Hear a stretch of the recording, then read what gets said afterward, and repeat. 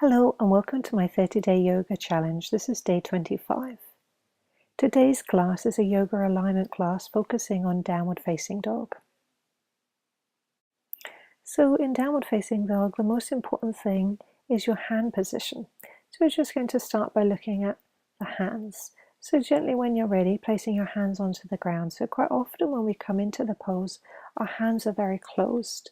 So we want to spread the fingers as much as you can, including the thumb of both hands. Often our space below our thumb is lifted. We want to focus on pushing that into the mat at all times. So focus on the space underneath your first finger and your thumb, keeping your fingers spread. Sometimes the thumb tucks in when the hands are tight. So we actively want to try and straighten the thumb and focus on keeping the thumb nice and straight when we're in the pose. So when you're ready, coming into table position, spreading the fingers including the thumb as much as you can, hands just underneath the shoulders, pressing down the palm flat into the ground, tuck under the toes. When you're ready, we'll inhale, lift the knees off of the mat so the feet are the distance of your hips, and we're walking out the legs, bending one leg and the other. So we're encouraging the heels towards the mat.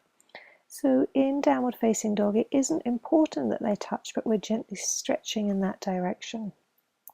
We'll open the feet a little bit wider than the hips for a moment and very gently twist the torso and rock the hips from side to side to very gently stretch along the back of the legs and along the back of the torso.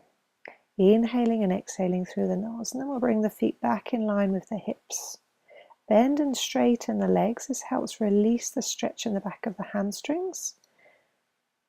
And remember, if your weight is on your hands, very gently want to encourage the chest towards the knees, pushing the weight off of the hands, bending the knees if you need to release the stretch in the back of the legs.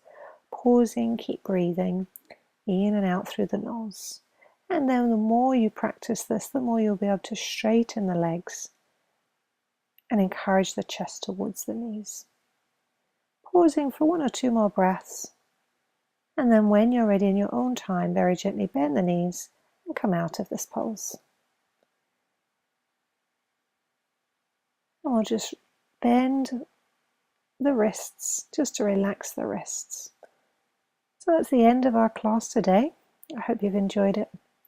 Thank you very much for watching. I look forward to seeing you again soon. Goodbye.